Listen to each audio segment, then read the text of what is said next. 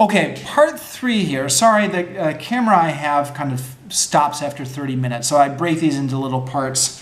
I was just talking about the why I found the Trojan War so interesting and going through kind of a number of the things about it that kind of I find fascinating about. Just kind of to tie this up briefly, given all that, given how huge this was in the ancient world, how much the Greeks and the Romans were obsessed with this, it's a little bit funny how little modern people know about it. And like, I don't think that's an accident.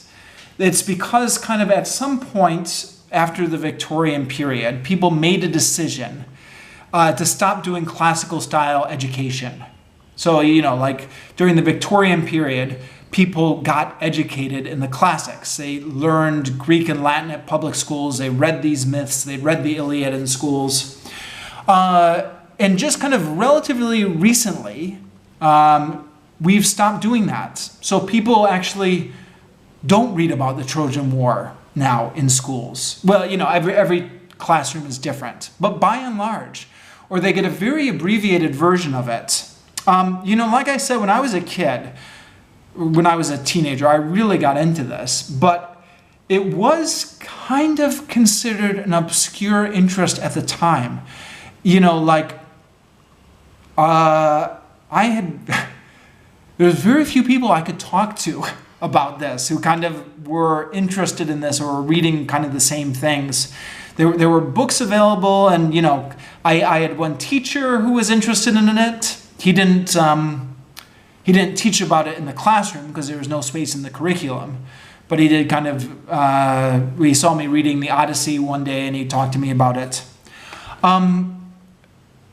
Yeah, but like it's interesting, isn't it? Now, again, I'm a little out of touch. One, because I'm older, and two, because I've been living abroad, really almost since 2001.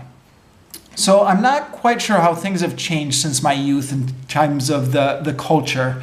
There was this movie that came out in 2004, Troy, which I don't know. I wonder if maybe that movie has kind of brought some of this back into the mainstream. I know the movie was kind of a flop, but like it's out there now. People can. Gets rerun late at night on cable. Maybe people are watching it. Has that kind of changed things? Do people know more about it?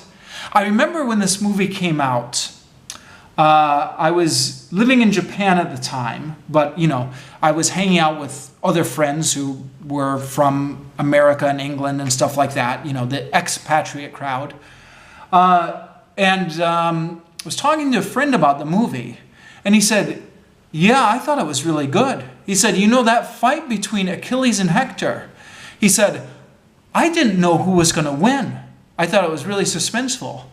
And I thought, well, on the one hand, he's right. That kind of is one of the fascinating things about the story is, but by the time you get to that fight, they've both been built up as sympathetic characters.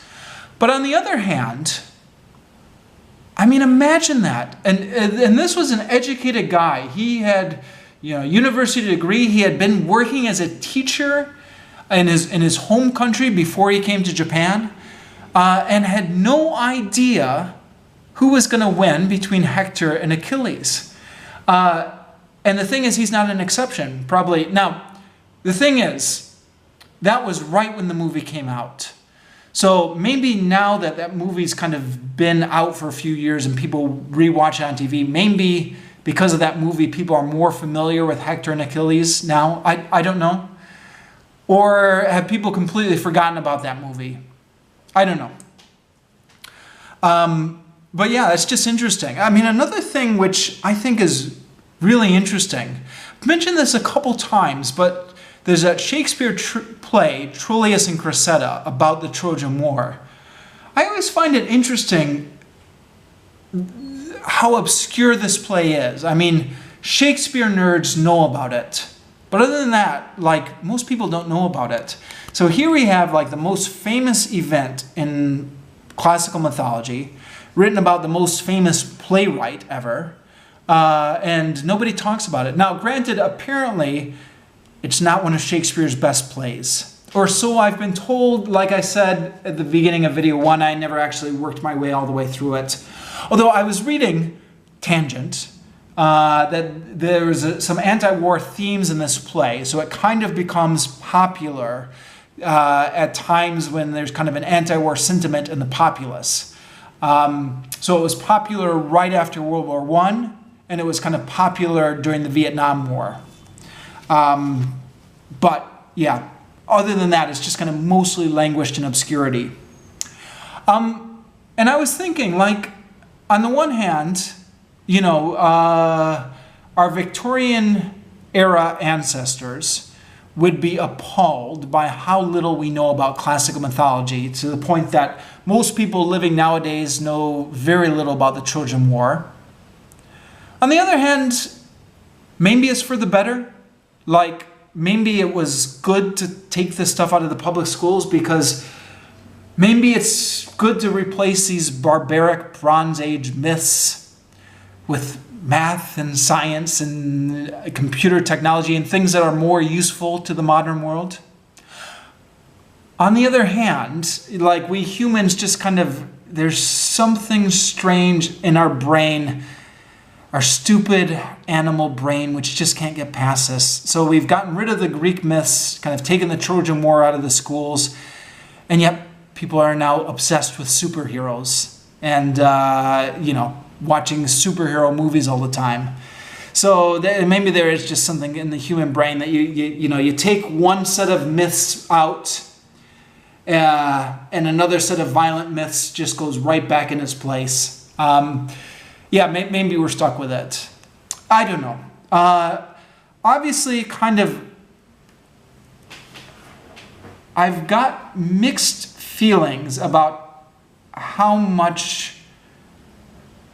violent this myth is, and kind of what I don't know. Sorry, I'm going to lapse into incoherence if I get into this. I've got mixed feelings about kind of the human fascination with violence, even though I have to admit sharing it to a large degree. I mean, I really like Star Wars. But on the other hand, I just find this kind of epic Trojan War story fascinating, and I've always been a little bit puzzled that people don't read more about it these days. Okay, I'm going to stop it here.